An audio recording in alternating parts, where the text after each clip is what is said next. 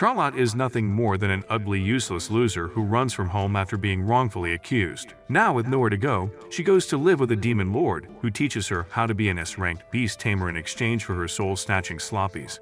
It all begins with Charlotte running away from a group of soldiers as if she was caught wearing Crocs in Fashion Week. The soldiers are about to venture deeper into the forest to pursue Charlotte, when one of them reveals how the demon lord who hates humans resides in that territory. Not wanting to be made into worms without having loving partners, the soldiers decide to retrieve while Charlotte breathes a sigh of relief. However, minutes later, the dumb ends up tumbling down a ditch. The following morning, Alan reads about the wicked noblewoman in the newspaper. He wonders if the wicked woman's crime was that she got caught making happy noises over when he notices a sudden change in the wind. Without waiting further, Alan goes into the forest and discovers an unconscious Charlotte. With great ease, he picks her up and realizes that Charlotte is built like a British child beggar from the Industrial Revolution. All of a sudden, Alan, sensing something amiss, teleports behind a soldier who had been planning to use Charlotte to become the next Mr. Beast. However, before he could get his big break, Alan quickly confronts the soldier from Nearest Kingdom. While fighting him, Alan notices how the soldier works directly for the royal family. Slightly taken aback, Alan asks the royal guard what business he has with the ugly damsel in the forest. But of course, instead of answering, the royal guard hits Alan with the typical bad guy monologue, while surrounding Alan with his goons. As the royal guard demands Charlotte to be handed over, promising to compensate him with riches and gold, Alan states that between gold and whole, he chooses Charlotte's whole. I don't blame you.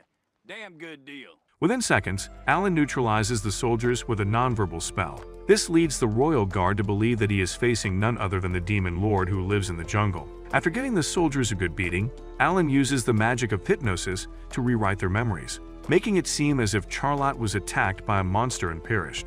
Once that job is taken care of, Alan carries Charlotte back to his mansion, where he carefully puts her down and brews tea for them. He glances at Charlotte's face and realizes that her parents must be cousins from Sweet Home Alabama for her to be so aesthetically unpleasant. As Charlotte regains consciousness, Alan asks her if she fainted in the forest after getting railed by Tarzan. Charlotte quickly clarifies that she lost her footing while trying to get to the mansion. Upon hearing this, Alan tells Charlotte that she is in the very mansion she wished to be while directly addressing her by her name and her social standing as the fiancée of the second prince. Caught like a deer in headlights, Charlotte tries to get out of the situation when Alan confidently announces that he can sniff lies like a fart in the air. Now, with no options left, Charlotte reveals her sob story and how she was exiled from the kingdom. She begins by telling Alan how she was summoned by her fiancé, Prince Cecil, in front of all Botox-crazed nobles. The prince then insulted her for being a child out of wedlock, and then accused her of treason. Dumbfounded in the royal court, she tried to clear her name, but nobody believed her over the prince. However, before she was beheaded, she decided to flee in the forest.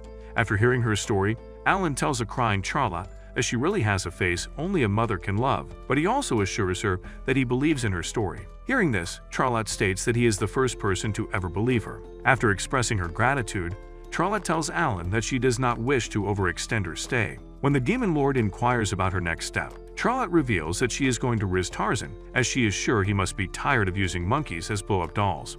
Hearing this, Alan asks Charlotte if she can clean because there is no way Tarzan would trade Gorilla Grip for her chocolate starfish. As Charlotte hesitantly reveals that she can, in fact, clean, Alan states that since she is not pretty enough to take over the duties of his right hand, she can live with him as a live-in maid. While the proposal is pleasant, Charlotte nervously reminds the demon lord how she is more in demand than Elon Musk's robots. Alan sighs and then reveals that the reason he is so hell-bent on helping her out is because, like her, he was also betrayed. As it turns out, years ago, the demon lord was invited to join an adventurer's party, hoping to have fun and make friends. He agreed, but what he did not know until very late were just using him to break a seal of a temple, and when they had achieved their motives, they left him to die. After hearing this, Charlotte tears up and says why would anyone betray the Walmart version of Ken Kaneki? Having never experienced love before, Alan puts a death curse on himself and forces Charlotte to abandon her wish of becoming Tarzan's humping pillow. Not wanting an ugly lesbian to top her, Charlotte agrees to become Alan's maid. A few days later, Alan arrives and finds the house squeaky clean. He commends Charlotte on her hard work and states that even though she is a noblewoman, she cleans like an illegal immigrant. Charlotte then admits to cleaning her home, which makes Alan realize that Charlotte is a noblewoman only by title. With nothing more to clean, Alan tells Charlotte that she can do whatever she wants to in her free time while he goes to tend to his own work in the library. After some time, Alan gets up only to find Charlotte counting grain on the floor. Sighing at the antics of the noble bumpkin, Alan asks her about her hobbies. However, to his dismay, Charlotte reveals that when she was not cleaning, she was doing her bridal training. Hearing this, Alan thanks God for making him a person with XY chromosomes, because being a woman sucks in the anime world too. Taking pity on Charlotte, Alan asks her if she enjoyed her bridal training, but of course, Charlotte reveals she was always getting yelled at for messing up. After hearing this, Alan reflects on his own life and realizes that while he was having a time of his life in a magic academy, Charlotte was scrubbing floors. This leads Alan to take matters into his own hands, and he announces that he will now give her a crash course in all things naughty. After leaving momentarily, Alan returns with a lot of shopping bags. He proudly tells Charlotte that he is going to turn her into a beast who seeks out pleasure and pleasure alone. Without further ado, Alan unveils the shopping bags, which contain expensive treats.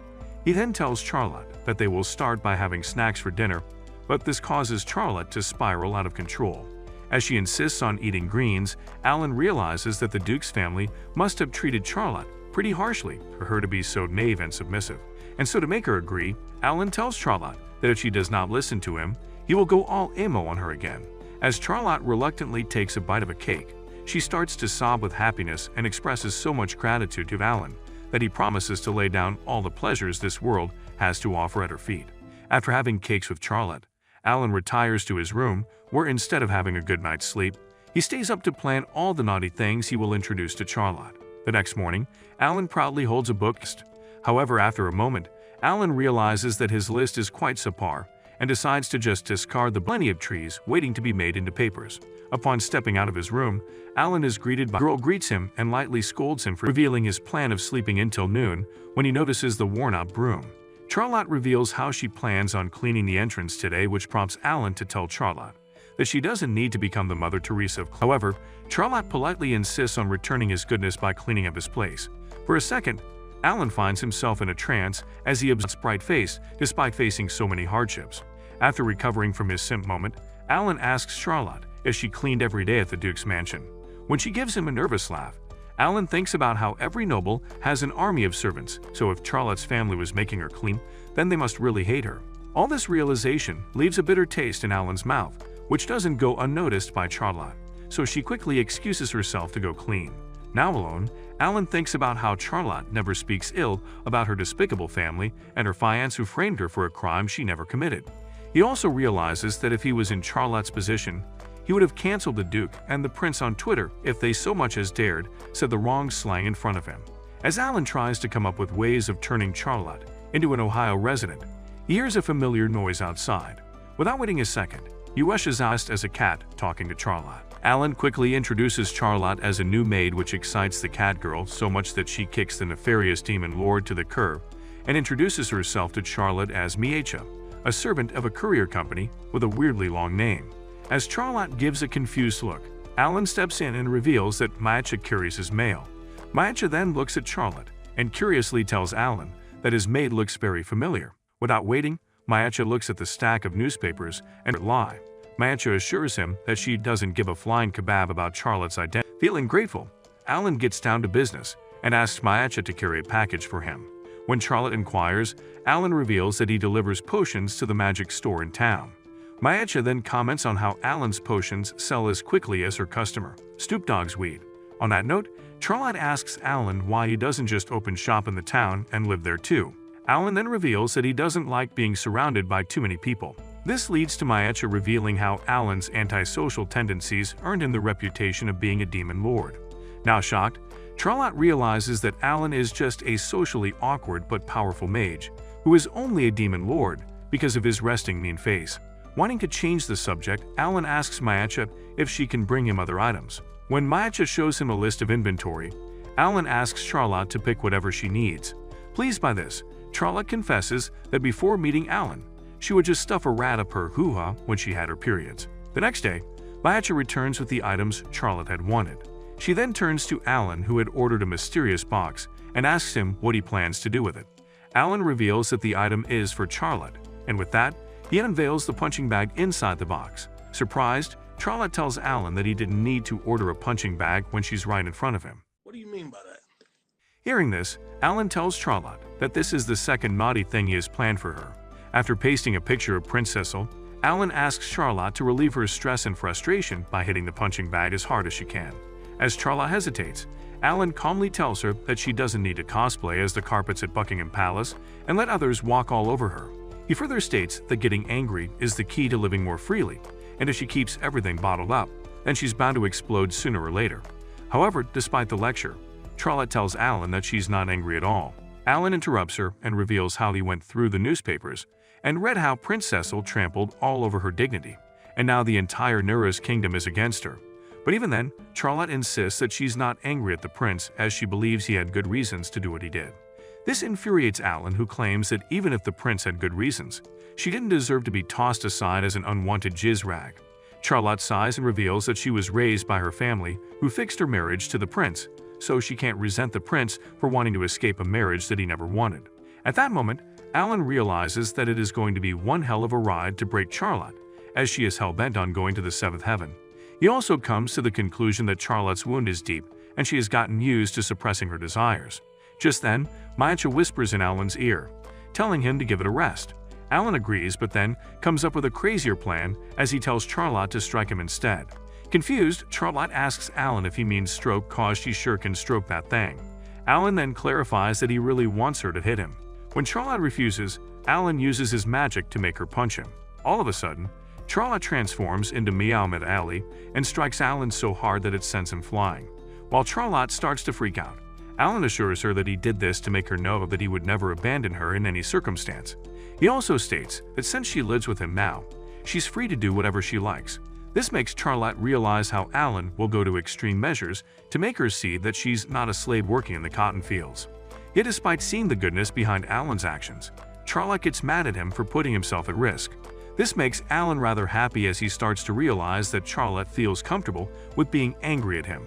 As Alan heals himself, Charlotte begs him to never do something risky again, which Alan quickly accepts. Maicha then interrupts Alan and Charlotte by reminding them that they can always trust her and her courier company to deliver protection. This confuses Alan and Charlotte as they wonder why they would need protection when the house is safe and sound. The next day, Alan asks Charlotte if she would like to have tea or coffee. When Charlotte politely tells him that she would have whatever he is having, Alan unveils Pokemon's vomit and announces that he will drink the reverse juices of his favorite Twitch thought. Scared of her life, Charlotte quickly tells Alan that she will be having the tea. Once his agenda is fulfilled, Alan reprimands Charlotte for not having a say in her life matters. However, in response, Charlotte tells Alan that she is just a girl. Over tea, Charlotte admits that running away from her house and choosing her own beverage are the only two choices she has made so far.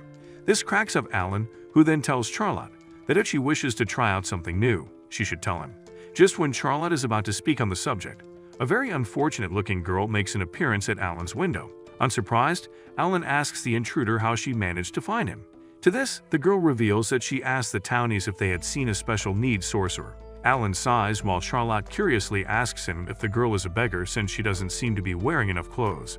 Instead of waiting for a man to introduce her, the girl reveals she's a strong, independent woman named Iruka Crawfords, who also happens to be Alan's little sister.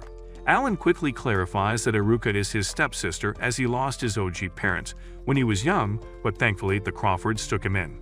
Upon hearing this, Charlotte states that they must have had a lot of moments where Iruka was stuck in the washing machine. On that note, Iruka quickly asks Alan if he is dating Miss Plain Jane over here. In response, both Alan and Charlotte vehemently deny being in a relationship. Alan even tells Iruka that she should never repeat what she just said, as he is sure Charlotte would hate being associated with a social misfit. Iruka agrees and even states that if she was ever mistaken as Alan's girlfriend, she would have a gender-changing surgery and become a man. With that, she asks Alan about Charlotte. Instead of beating around the bush, Alan honestly reveals the truth about Charlotte. As Iruka learns of the full truth, she thanks God for not being related to this moron by blood. She then tells Alan that he should have introduced Charlotte to the naughty things that women usually enjoy. Despite finding Iruka odd, Charlotte asks her if she comes off as a weirdo. Iruka quickly reveals that while Alan might not be good at anything else, he can easily sniff out the bad guys. Speaking of the devil, Alan, dying out of boredom, asks Iruka why she is here. Iruka then reveals that she originally came to bring him home, but seeing how they have a new toy, she has decided to teach Charlotte naughty things too. Alan smirks arrogantly and tells Iruka that only he can teach Charlotte how to be naughty. Iruka quickly pulls Charlotte to her side and proudly states that if Charlotte stays in her company, she'll be the next star of Naughty America. Things quickly start to escalate, and a brawl starts between the two siblings. Alan angrily asks Iruka if she would like to have a competition to determine who can teach Charlotte naughty things. And while Charlotte becomes dizzy, Iruka accepts the challenge. Later that day, Alan and the girls step into the town. However, before they can progress on, Alan quickly changes the color to Charlotte's hair. When Iruka compliments Charlotte on her dark hair, Alan interjects, stating that he likes blonde Charlotte the most. This causes the virgins to tweak until Alan pulls them out of their trance. Snapping back to reality, Iruka grabs Charlotte by the hand and announces that she'll be taking Charlotte to dress up as every girl loves that. Now finding himself in a store ridden with females, Alan reminisces about the time when the Crawfords took him in. From an early age, Iruka had been competitive, challenging Alan to various games, and despite losing like a damn fool, she would never give up. In the present, Alan wonders if this was Iruka's attempt to get closer to him. His chain of thoughts are then broken by Iruka's summon. Upon meeting her, Alan is greeted by Charlotte in short dress. Bewitched by the baddie version of Charlotte, Alan punches himself in the stomach to get rid of the raging tent in his pants. Realizing that Charlotte's holy thighs are causing her bro to go bonkers, Iruka quickly sends her to the dressing room while she sits with Alan for a chat. Without skipping a beat, she asks Alan what he wants her to do. Alan tells Iruka that he would like her to get more information on the Nereus Kingdom and how they perceived Charlotte as. Understanding her mission, Iruka asks Alan if he would also like some tea on the prince and his family. However, when Alan tells Iruka to calm her horses, she asks him why he is not in the mood for some vengeance. On the contrary, Alan states that once he gets to know the prince and the duke, he would want to subject them to medieval torture, which is why it's best he doesn't get more information on the prince. Hearing this, Iruka smiles and tells Alan that he has changed into a person who cares for others. Their conversation is then interrupted by Charlotte's bleep voice. When Iruka comes to her aid, Charlotte asks her to zip her up. However, something terrifying catches Iruka's eye at that moment. Once Charlotte is all dolled up, Iruka brings her to Alan and asks him to look at Charlotte's back. Before he can say no, Iruka shows Alan Charlotte's back, which is covered in scars. Alan's eyes widen, but for Charlotte's sake, he decides to keep quiet. Instead, he compliments Charlotte on her new dress, but deep down, Alan finds his head filled with dark thoughts. He tries to feel Charlotte's pain by imagining how she would have been whipped hard enough for the scars to take permanent residence on Charlotte's back. With a heavy heart, Alan heals Charlotte's back, which leads him to realize that nobody bothered to give her a proper treatment. Now feeling angry, Alan tells Iruka that he needs her help to terminate everyone that caused Charlotte pain. After exiting out of the shop, Alan tells the girls that he will be teaching Charlotte the art of splurging. Without waiting for a response, he takes the girls to a Miniso shop. When the plushies fail to amuse Charlotte, the Crawfords take Charlotte to buy other items. After exhausting their stamina and purse, the gang decides to sit at a restaurant where Alan and Iruka start playfully fighting. However, Charlotte thinks they're fighting and immediately dives to resolve the issue. As Charlotte tells them that fighting is bad, Alan and Iruka hesitantly apologize to her. On the way home, Iruka stops to simp over a vegetable, while Alan takes Charlotte to a jewelry shop where he buys her a hairpin. However, the moment is interrupted by two ugly thugs looking for a fight. Just when Alan is about to raise his fists, he remembers how Charlotte told him not to fight. So instead, he apologizes to the thugs who only grow cocky and ask Alan for a night with Charlotte. Now furious, Alan gives the thugs a beating to remember. The crowd cheers for him, but Alan quickly apologizes to Charlotte for scaring her. Charlotte smiles and assures Alan that while she doesn't like violence, she knows he was doing it only to protect her. Feeling relieved, Alan smiles, realizing that he has grown to care for Charlotte. Just when Alan starts to dream about filling Charlotte with his Alfredo sauce, Yeah, boy. a huge robot-like creature asks Alan if he was the one who took out his good-for-nothing thugs. Realizing the robot wants a fight, Charlotte tries to stop Alan from confronting the newcomer. However, Alan casually tells Charlotte to calm her bazookas and proceeds to level with the NPC. Now facing the gigantic creature, Alan suddenly asks him if he is called Megath. However, instead of answering Alan, the robot becomes rather man, which makes Alan sure that the person he is talking to is not a stranger after all. With a friendly pat, Alan tells Megath about how he is Alan from Athena Magical Academy. Upon hearing that, the mechanical cousin of Lizzo falls to his knees, begging for mercy. Megath tells Alan that he was not aware of the fact he was talking to the great demon lord himself. The onlookers, including Charlotte and Megadeth's goons, are all suddenly startled by Megadeth waving the white flag. Confused and furious, one of the goons asks Megadeth to smash Alan, as if he was a 90s housewife. However, Megadeth becomes furious and makes his subordinates bound of Alan. Seeing the scene unfold, Charlotte becomes more confused until Eruka arrives and reveals that their father is the chairperson of the largest magical academy in the country. And while nothing is better than nepotism, Alan did not need their father's help to become great, as he graduated from the academy at the tender age of 12, becoming the youngest graduate in history. And since he was quite the Einstein of the magic world, Alan quickly became a teacher's assistant and was later nicknamed as the Demon Lord by the students. In the present, Alan asks Megadeth to raise his head only for the robot to be met with a look that says Alan is about to make him an orphan by destroying his motherboard. On the other hand, the Demon Lord tells Megadeth that while he did not cause harm to him, he had hurt his Charlotte. All of a sudden, Alan stops in his tracks and wonders why he is calling Charlotte his. After a couple of days, Mayacha and Eruka return to Alan's estate, only to find him wallowing in his misery. Knowing that only investing in crypto or love can do that to a man, the girls ask Alan if he and Charlotte are having trouble in paradise. Alan sighs, confirming their doubts, and reveals how a few days ago he offered Charlotte wages for her services. But Charlotte, being a capitalist's wet dream, refused to take money. So after a lot of back and forth, Alan managed to convince her, and once she accepted, he asked her what she intended to do with her first salary. With slight hesitation, Charlotte reveals that she wants to go to the town alone. Now in the present, Alan sits sulking in the corner, torn by the thought of Charlotte going off on her own. He continues his story by telling Mayacha and Eruka that Charlotte had told him to forget about it. But he knew well that when a woman made a request, forgetting isn't really an option. So with a determined smile, he assured her that, using his magic, he would make it possible for her to visit the town. After hearing about Alan's dilemma, Eruka tells him that his problem is solvable. A few hours later, Charlotte is allowed to chill on her own in the town.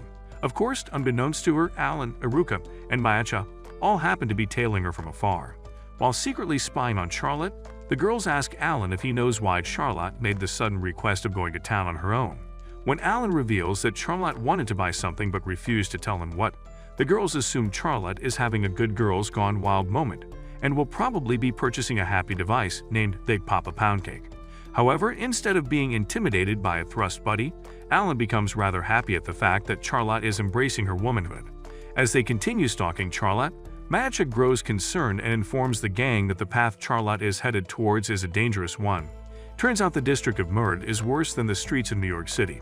Mayacha also reveals that a party called the Serpent Fangs rule the area of Murd, and its leader is nefariously known as Grow, the Viper Charmer.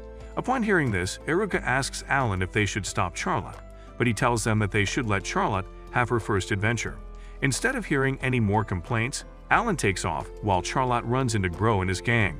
Just as Eruka and Mayacha start to freak out, Grow and his gang happily welcome Charlotte. Alan returns and reveals how he threatened everyone and made sure no one would harm Charlotte. However, Charlotte wins everyone's trust by offering the bad guys some healing potions. Grow becomes tearful at Charlotte's kindness and promises to never walk the path of wickedness. He then asks Charlotte what her relationship is with the Demon Lord. After pausing for a minute, Charlotte reveals that when she had no place, Alan offered her one and even hired her, so it means that Alan is her master. Upon hearing this, Grow and his boys wonder if a goddess like Charlotte is being gaslighted, love-bombed, and manipulated by a wicked man like Alan. However, Charlotte clarifies how Alan is actually a good man, and they stay up all night doing naughty things. Hearing this, Eruka and Mayacha give Alan a bombastic side-eye, which prompts Alan to clarify that they just stayed up all night playing Clash of Clans. After clearing up the misunderstanding, Alan and Eruka head to make the streets safe for Charlotte. Once the job is done, Mayacha informs Alan that Charlotte is done with her shopping and is coming to meet them. Seconds later, Charlotte arrives with a townie who reveals how everyone is grateful to the Demon Lord for making the streets safe. While Alan is dumbfounded over being treated as a nice guy, Charlotte reveals that she went shopping to get gifts for Eruka and Mayacha, as they have always been too kind to her. While this makes the girls happy, Alan becomes upset and asks Charlotte if she got him a present too. Charlotte then reveals how she searched for a present but could not find anything for him. Hearing this, Alan becomes frustrated and states that even if she bottled her fart in a jar and gave it to him, he would be glad. Charlotte becomes sad and asks Alan to let her mend his robe and also reveal all the things he likes so she can choose a present for him later. With nothing better to do, Alan decides to take Charlotte to Unoa, a neighboring region, for a trip. However, before taking the trip, Charlotte tells Alan that she loves the recent naughty thing he asked her to do. Alan smiles and admits that it is indeed naughty to read novels when the entire country is slaving away for basic necessities. Charlotte continues to gush over how she discovered so many wonderful places through the book, which prompts Alan to ask her what place she would like to visit. When Charlotte hesitantly asks him what will happen if she reveals her favorite destination, Alan casually reveals they will of course take a trip to that destination. Hearing this, Charlotte becomes upset and says that she feels incredibly indebted to him. In response, Alan tells her that if she is so grateful, then she can play peekaboo with his trouser snake. In response, Charlotte states that if she continued being so naughty, she would be on Santa's naughty list, which she does not want. Hearing this, Alan admits that he himself doesn't want Charlotte to lose her purity, at least not so soon. However, his desire to make Charlotte happy overpowers him, and eventually, Alan tells her that they should take a trip as they can have treats and relax in the hot springs. While the idea tempts her, Charlotte refuses to reveal her dream destination. This prompts Alan to resort to nice guy methods, which involve putting a death curse on himself. However, before he can do so, Charlotte begs him to stop. All of a sudden, the door opens, revealing Mayacha. She greets Charlotte and Alan and reveals that she has a special delivery for them, a trip to the Unoa district. So now in the present, Charlotte gushes over the beautiful fields of Unoa like an orphan kid, experiencing parental love for the first time. Seeing her happy, Alan tells Charlotte that she can let her guard down as nobody would recognize her as the disgraced noble here in Unoa. Both Charlotte and Alan then discuss how the denizens of Unoa are kind enough to invite them, of course. What they do not know is that it was actually Eruka and Mayacha who got the tickets for them. Perfect. Just so Alan can fill Charlotte's oven with his hot dog. After arriving at the resort, Alan and Charlotte are greeted by the baddie receptionist who mistakes them for a couple. Not wanting someone as hot as her thinking he is married, Alan asks her why she mistook them as lovers. The receptionist then reveals that the resort package is clearly for lovers, which makes Alan really angry as he realizes he got pranked by Mayacha, and she never even said Bazinga. Now out of options, Alan decides to keep up the charade of being Charlotte's man. Later that day, Alan and Charlotte decide to relax in the hot spring. Wanting to woo Charlotte out of her G-string, Alan orders her an ice cream and then puts a spell on it to make sure it does not melt. Seeing this, the onlookers start ordering ice creams and then insist Alan to put a spell on their ice creams as well. And since Alan is in a jolly good mood, he agrees to help everyone, which in return impresses Charlotte. Later that night, Charlotte and Alan enter the honeymoon suite, and after a lot of freakouts, they decide to sleep the night away, much to Mayacha and Eruka's disappointment. That night, Charlotte dreams about meeting her mother who has passed away. Alan, being the great mage that he is, sneaks in Charlotte's dream and assures her mother that he will look after her daughter. The following morning, Alan brings Charlotte to visit your family, aka the zoo.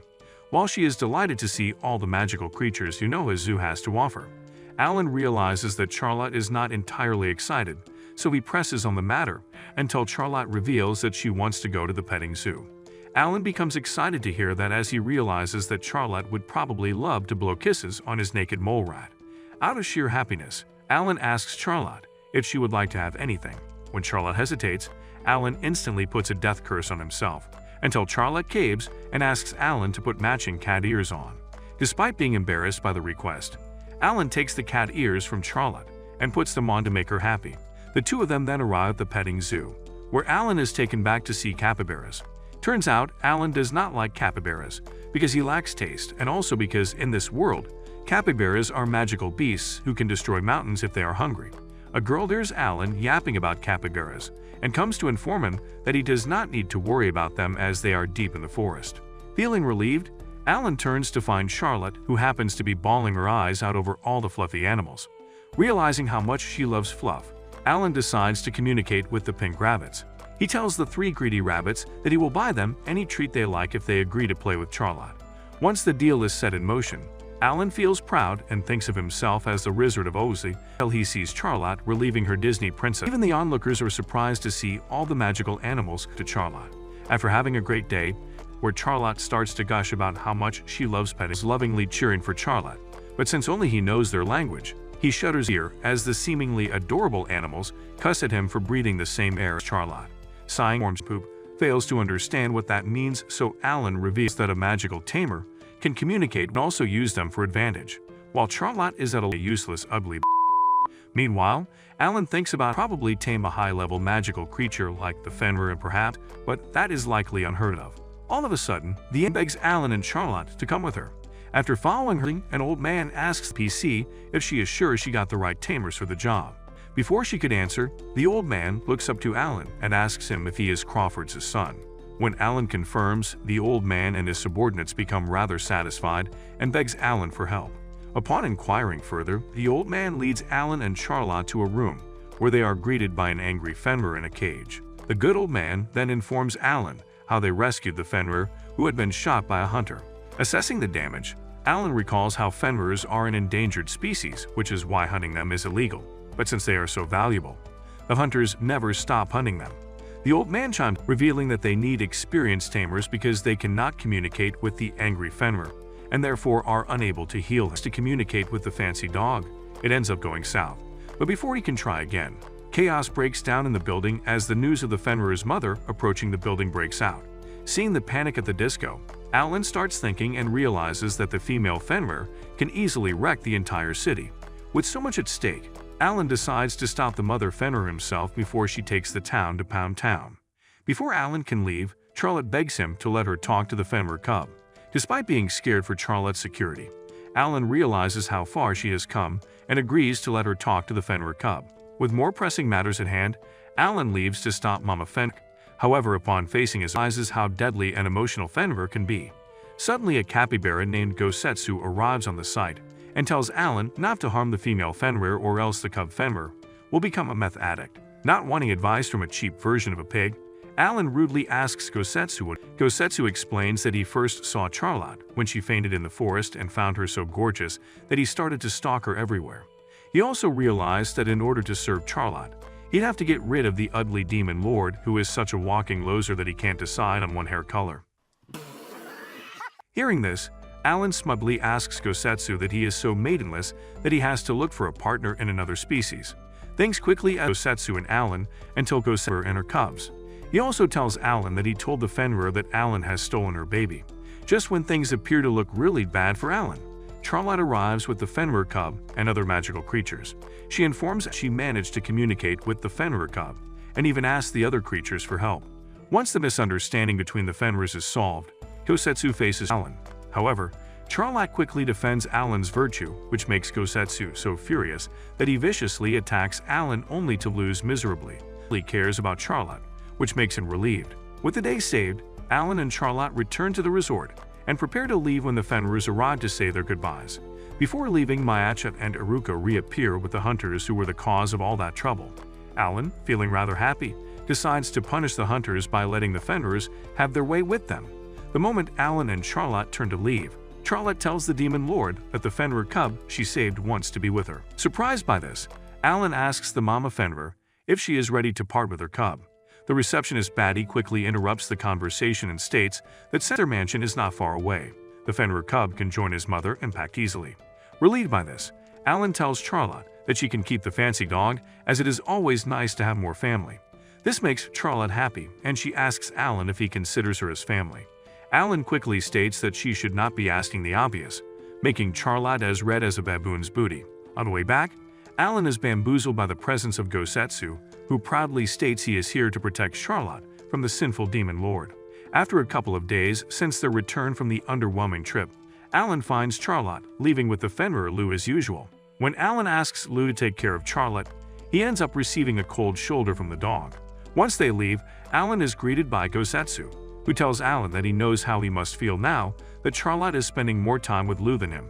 Alan, unable to counter Gosetsu, goes into introspection mode and realizes that while he is sad, he is also happy about the fact that Charlotte has a goal of becoming a magical creature tamer. Alan then recalls the moment when Charlotte came to him with the request of becoming a magical tamer. In that moment, he found himself feeling like a proud father whose daughter chose to become a respectful Walmart worker, rather than an on-lifen's hoe. And so, out of sheer happiness, he agreed to teach her everything there is to know about magical creature tamers. During the classes, Alan realized that Charlotte is actually a sharp girl, which is rare for women. During one of their training sessions, Alan asks Charlotte to incorporate her lessons into practicality. Following orders, Charlotte orders Lou to perform a series of circus tricks, which the Fenrir easily does. This makes Alan rather impressed, and he tells Charlotte how it is nearly impossible to communicate with Fenrirs, as they are like your girlfriend when she is angry. Gosetsu, who had been observing the scene from afar, also adds his 2 cents by telling Charlotte she has acquired the skill of beast communication. Hearing this, Charlotte asks Gosetsu if beast communication is the same magic that automatically replaces the language of magical creatures with human language. When Alan confirms, Charlotte begs him to let her try beast conversation on Lou. And while it is unheard of a Fenrir to use human language, Alan grants Charlotte the permission to try. To everyone's surprise, Charlotte succeeds in making Lou talk like a human being. But now that Lou can speak, it becomes quite evident that he hates Alan for being near Charlotte. Later that day, Alan makes a special bathing area for Lou. Charlotte, feeling pleased, asks Lou to thank Alan, and while Lou hates the idea of being nice to a stinking human being like Alan, he agrees to make his mommy happy. Once that matter is settled, Alan tells Lou to try out his new bath, but before he has a chance to do that, Gosetsu jumps in the bath. Feeling angry, Alan tells the capybara the bath is only for humans and Fenrirs. As Gosetsu realizes the racism against him, he tells Alan capybara lives matter. But for the sake of developing the plot, Gosetsu transforms into a trap which you lonely sweaty losers can only dream about.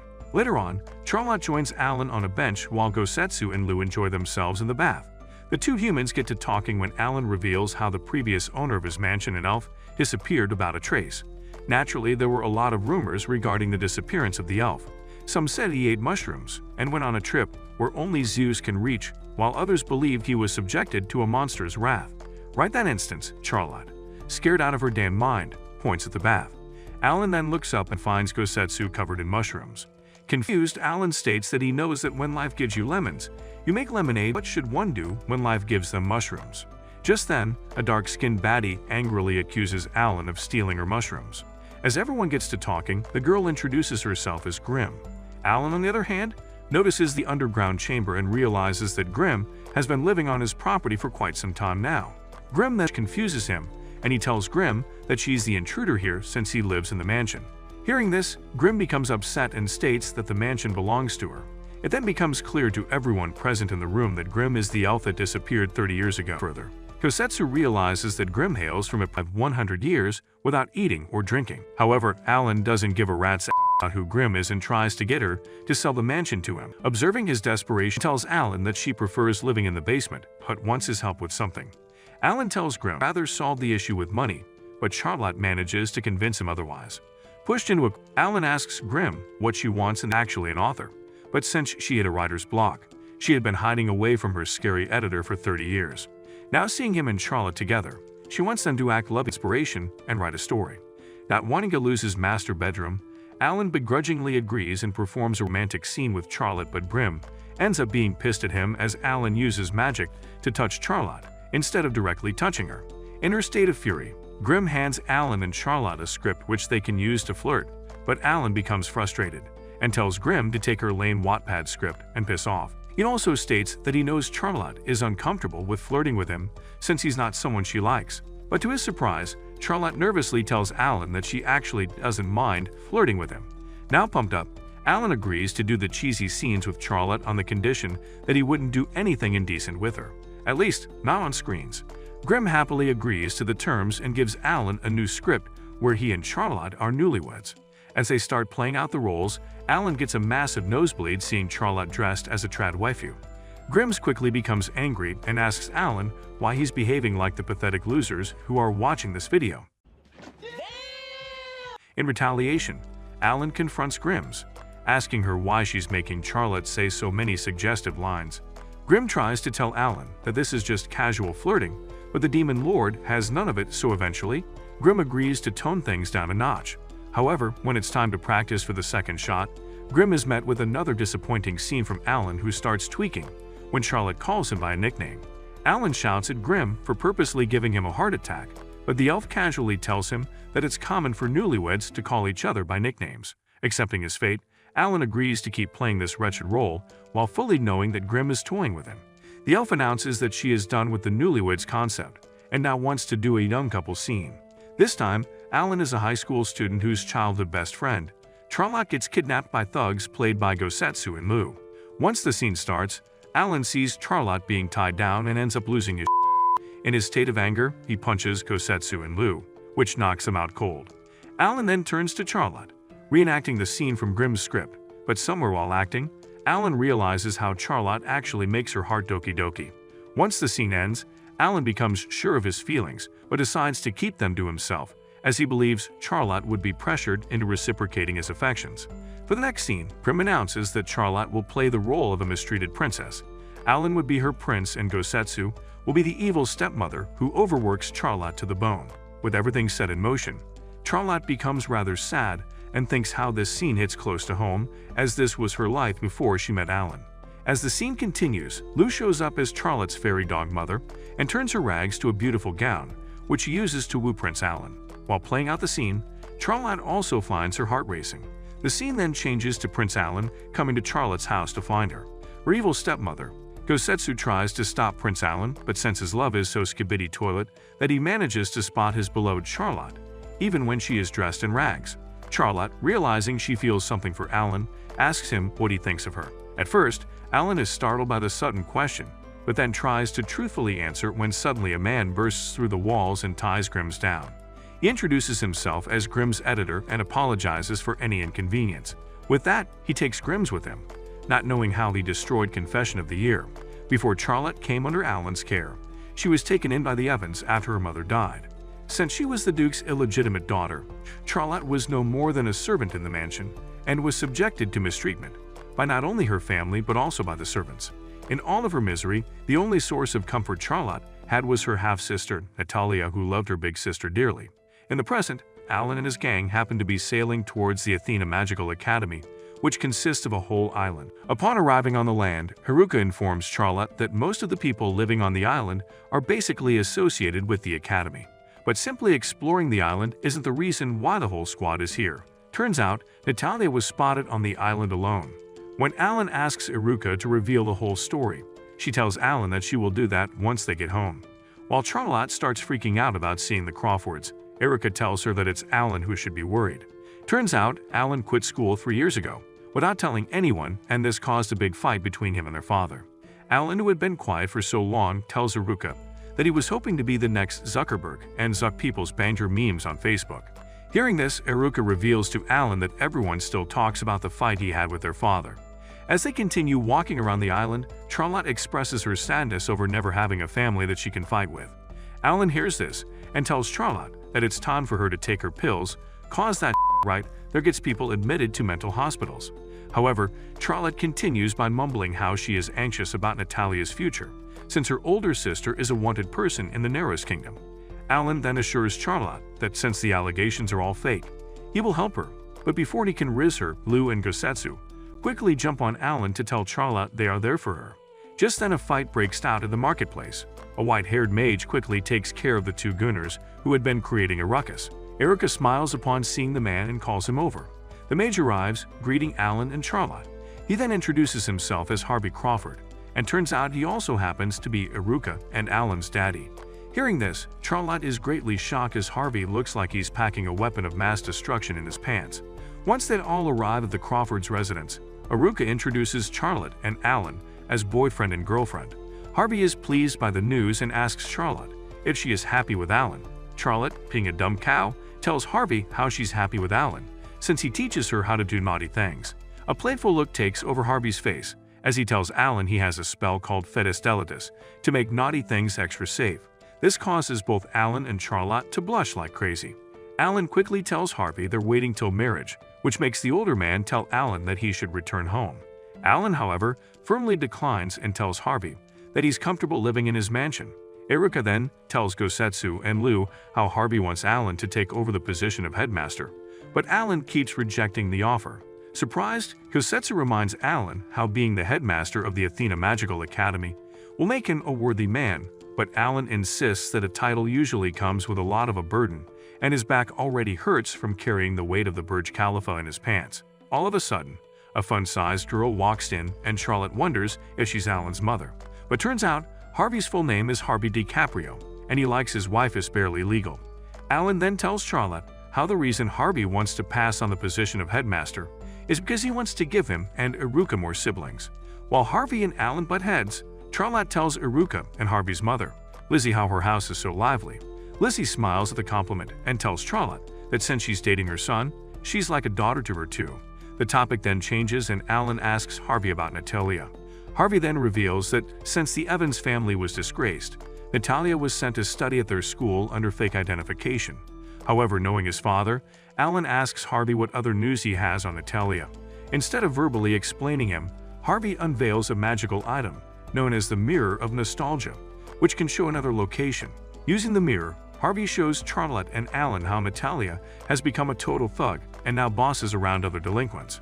As Charlotte starts to freak out, Harvey assures her that Natalia isn't all bad. Through the mirror, it is revealed that while Natalia does boss around other delinquents, she also takes care of her underlings. Since Alan used to be quite a bad boy himself, he agrees to bring Natalia back to the righteous path. That night, Lizzie shows Alan and Charlotte to their room. Seeing the queen-sized bed, Alan and Charlotte turn as red as two feverish kids from medieval Europe. Charlotte, however, gulps down her embarrassment and tells Alan to just share the bed with her so they can focus on their mission tomorrow. That night as Charlotte and Alan share the bed, Alan apologizes to Charlotte, saying that she might feel something poking her back during the back. Hearing this, Charlotte just smiles at the Demon Lord, which makes him realize that he might need the Hasta Lapidus spell after all. However, not wanting to be drained out for the mission, Alan tries to instead use a spell which will make him fall asleep. But the moment he unleashes the spell, Alan learns that his magic does not seem to be working. Curious as to why this is happening, Alan studies the bed and realizes that someone put a special spell on the bed to prevent Alan from sleeping. And of course, that person happens to be none other than Iruka, who is standing outside her brother's room with Gosetsu, waiting to hear clapping sounds. Meanwhile in the room, both Charlotte and Alan are unable to sleep. Out of sheer awkwardness, Charlotte starts a conversation by telling Alan how she is envious of the love between Lizzie and Harvey. On the contrary, Alan states that so much love cannot be good as his family now forces him to bear the responsibility he's not ready to tackle. Charlotte, however, insists on how Lizzie and Harvey are the ideal couple. This prompts Alan to envision himself and Charlotte saying cheesy things to each other. When Alan asks Charlotte if he should be more like Harvey, Charlotte becomes shy, which prompts Alan to retract what he said. Instead of letting go of the moment, Charlotte decides to seize the night by asking Alan what he wanted to tell her during the play Grimm forced them to act into. Alan pauses for a minute and wonders if he should confess or stay stuck in the friend zone. In that moment, Alan realizes how desperately he wants to wake up and see Charlotte whipping up a tasty breakfast for him, and then they would go shopping cause he knows how to take care of his lady. Similarly, Charlotte's heart starts to waver as she dreams about learning new naughty things with Alan, and then wrap the day up by saying goodnight to each other until morning comes and they can do all of those things again. Yet despite their hearts wanting each other, their minds force them to consider other factors. Alan thinks about how Charlotte has just started to walk on her own path and he should not burden her with his feelings. Similarly, Charlotte reaches the conclusion that she must not follow her heart, as she is a wanted criminal and would only cause trouble in Alan's life. In the end, Charlotte tells Alan to sleep as they will have a busy day tomorrow. Outside Alan and Charlotte's chambers, Iruka boils with anger as she fails to record Charlotte making happy noises. Just when she is about to beat Alan, Lizzie throws a fork at her and says she can always pop out more offspring. Morning comes and Alan is exhausted out of his damn mind over the lack of sleep. However, since he has a mission on his hand, he quickly gives Charlotte a transformation, but this time adds some glasses. Charlotte quickly goes to inspect her new getup while Alan's heart goes all doki doki, seeing Charlotte dressed like a Harvard baddie. Charlotte might be built like a blonde bimbo, but both Gosetsu and Lou quickly realize how Alan has a preference for glasses. After vehemently denying such accusations, Alan and Charlotte arrive at the Athena Magical Academy, where they quickly locate Natalia. Alan calls out her name, which alerts Natalia, who quickly takes her position to fight. Alan observes this and realizes that in just 3 months, Natalia has transformed into the Karate Kid. With a pissed look, Natalia asks Alan who he is, and the Demon Lord reveals he is Alan Crawfords. Hearing the surname, Natalia figures out Alan is related to the headmaster. On the other hand, Natalia's underlings reveal to her stories about the nefarious Alan Crawfords, who is also dubbed as the Great Demon Lord of the Magical Academy for his naughty behavior. Unfazed, Natalia asks Alan what does the Demon Lord and his assistant want with her. Alan reveals he has come to be her private instructor, but Natalia rudely rejects the offer and leaves the scene. Emotional damage. Now alone, Alan turns to look at Charlotte and finds her trembling with overwhelming emotions. She tells Alan how she for real no-cap talked to Natalia. In response, Alan warns her that she will have to do a lot more than talking, as soon she will get to be a big sister to Natalia. The next day, Alan and Charlotte join Natalia in one of her lectures. In the class, Natalia proves that nobody pissed in her gene pool by outsmarting the teacher. On the other hand, her older sister, Charlotte, who clearly took all the stupid genes, tells Alan how she has no idea what's going on, but is happy to be here nonetheless. Alan seizes this opportunity and tells Natalia that since she is so smart, she should help out his dumb assistant, Charo. Charlotte, playing as Charo, happily adds that she'd be forever grateful for her guidance, which makes Natalia succumb to the pressure. After class, Charlotte is greeted by Gosetsu and Lou, which surprises everyone including Natalia, as owning a capybara and a fenrir as pets is uncommon. Later during lunch, Charo excuses herself to get more salad, leaving Natalia alone with Alan. Out of nowhere, Natalia asks Alan if he is sent by her family, the Evans. Alan assures her he is not and then asks her why she harbors hatred for her family.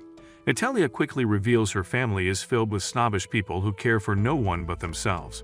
Understanding the situation, Alan realizes that Natalia is learning magic so she can become independent from her family. Alan tries to get more out of Natalia by asking about Charlotte, but this dampens her mood, causing her to leave. However, on her way out, Natalia is confronted by another student, Chris, and his lackeys, who warn Natalia that she will soon face a crushing defeat from his hands. Natalia ignores Chris until one of his lackeys harass poor fragile Charo. This makes Natalia so upset that she starts a brawl in the cafeteria. Alan quickly intervenes and forms a subspace barrier where he is about to teach the brats a lesson when Charo angrily tells both Alan and Natalia that fighting is beyond naughty. After destroying the barrier, Charo makes both Alan and Natalia apologize for being bad kids. Once that is out of the way, Alan tells Natalia in private that he realized how she was fighting those who were being unjust to others. When Natalia doesn't deny the information, Alan states she must rule the academy. The next day, Iruka bursts through the doors and finds Alan, Charlotte, and Natalia. She quickly extends a warm greeting to Natalia and then introduces herself as Alan's sister. Natalia then excitedly reveals to Iruka that her brother is teaching her how to conquer the academy. While Iruka's mind opens wide in shock, Alan tells Natalia that if she manages to conquer the academy, all her troubles will disappear like our viewers' fathers. Ignoring his sister, Alan proposes to hold a challenge between her and Chris, which will determine who is to rule the academy. As Natalia expresses her interest in it, Alan tells her that he has a secret trick up his pants which he can show her. In response, Natalia tells Alan that she wants to learn the secret trick, which will guarantee her win. Alan, pleased by Natalia's sharp wit, tells her that he is sure she can learn any lesson there is to be taught. Iruka finally breaks her silence and tells Alan that he was called by their father to bring Natalia on the right path. Similarly, Charlotte starts tweaking, knowing her sister is no longer the girl which reflects the Lord's good light. That evening, Natalia quickly defeats Chris, which upsets the brat so much that he starts talking trash before leaving. Natalia's eyes then land on a dungeon's entrance, and she asks the gang why it is sealed. Iruka then reveals that the dungeon's boss happens to be ovulating, which is why the dungeon is sealed. Just then, Natalia's underlings arrive and reveal to her how they took care of all the bad guys. Slightly pleased, Natalia compliments them until Gosetsu and Lou arrive. Natalia quickly thanks Gosetsu for straightening her minions for her and even addresses the capybara as Professor. Once they all take their leave, Alan asks Natalia why she doesn't call him Professor. In response, Natalia tells Alan to not get ahead of himself. The gang then heads to the mess, where Charo tells Natalia she got her veggies for dinner. Natalia's face turns as green as the veggies, and she tells Charo that she cannot eat the vegetables as she does not want to be called a tree murderer. Hearing this, Charo becomes sad, which prompts Natalia to quickly gobble up all the veggies. Pleased by this, Charo offers a second helping. At the same time, Iruka and Alan gossip about how Charlotte and Natalia are unknowingly behaving like sisters. Iruka then asks Alan if he has talked about Charlotte with Natalia, but Alan discloses how that topic is a landmine for now. In the meantime, Natalia, wanting to get closer to Charo, asks her if she can teach her new magic spells. Delighted by this, Charo quickly agrees. Later that day, Natalia succumbs to exhaustion and falls asleep, so Alan and Charlotte decide to carry her to the dorm room. Upon entering, Alan and Charlotte discover a bag magically sealed by Natalia. Despite his curiosity, Alan comes to the conclusion that whatever is in that bag is very important to Natalia. Not wanting to part ways with her sister yet, Charlotte stays back to watch Natalia sleep. She then tells Alan how when she was living with the Evans, she would read Natalia books. However, now it seems that Natalia hates her family as she never wants to talk about them. This leads Charlotte to believe that Natalia hates her guts. Gosetsu and Lou, who had also been present in the room, assure Charlotte that Natalia loves her since she is very lovable. Alan even adds that it's still too early for her to reach that conclusion. The following day, Charlotte wakes up early to learn new magic tricks with Natalia. After training, Natalia tells Charo that she wants to show her something and takes her to her dorm room. However, upon arriving, Natalia becomes frustrated when she is unable to locate her bag. While searching her room, Natalia comes across a letter by Chris, telling her to come to the location mentioned in the letter or say goodbye to her bag. Filled with anger, Natalia runs out after telling Charo to keep this situation a secret from the Demon Lord.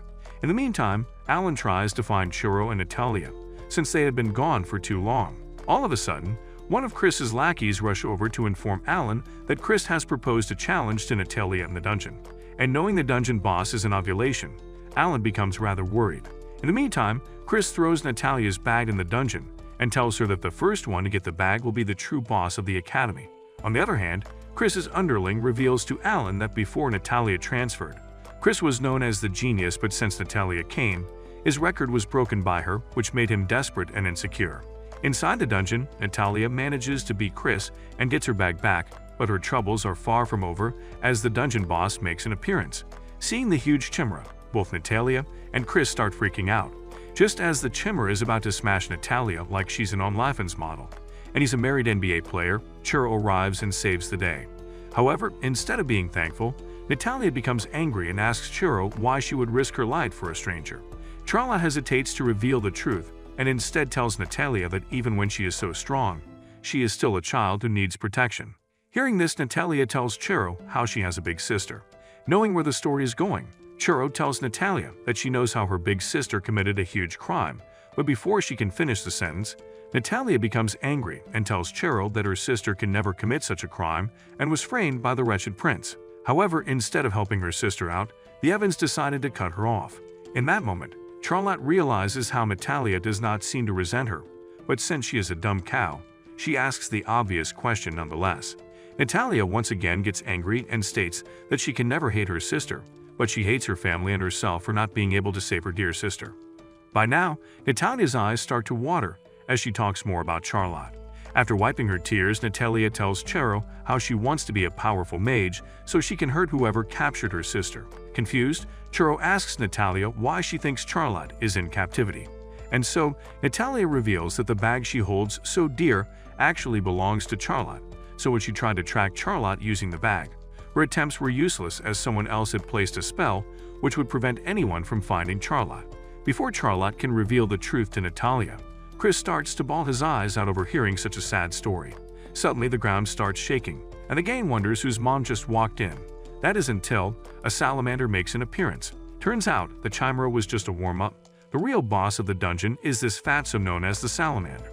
As the salamander attacks Charo, the transformation spell she had on disappears and Natalia comes face to face with an unconscious Charlotte. Just then, Alan steps in, unleashing just a tinge of his mana, impressing and scaring everyone. The salamander quickly transforms from a scary dungeon boss to a cuddly orange cat. Liz then walks inside and reveals that it was Alan who raised the salamander. Once the situation is resolved, Natalia and Charlotte have a tearful reunion where Natalia reveals how she longed to hear a story from her sister. Charlotte also apologizes for lying to Natalia and keeping up a disguise. Once the waterworks stop, Lou and Gosetsu inform Natalia how Alan is Charlotte's boyfriend. This infuriates her so much that she starts attacking the Demon Lord. Things return to normalcy and Alan and Charlotte return to the mansion. Just when they are enjoying the peace and quiet, Matcha arrives with a package. Upon opening it, a summoning portal opens up, revealing Natalia. Erica also arrives and states that they wanted to surprise Charlotte. Suddenly, Grimm's makes an appearance and everyone except Alan and Charlotte are shocked to see such a renowned author in the same room as them. Grimm then reveals that her editor, Yor, is making her write a sequel to the book based on Alan and Charlotte, so she wants to hide in the mansion for a bit. At first, Alan refuses until Aruka convinces him to relent as everyone is already present in the mansion. That night, Alan holds a feast which everyone enjoys. However, later that night when everyone is fast asleep, Charlotte and Alan indulge in one more naughty thing, which is stargazing. While sitting together, their hands touch, and when Alan tries to apologize, Charlotte reveals that she never minded his touch. Just when they're about to kiss, Alan thunders and tells everyone to come out.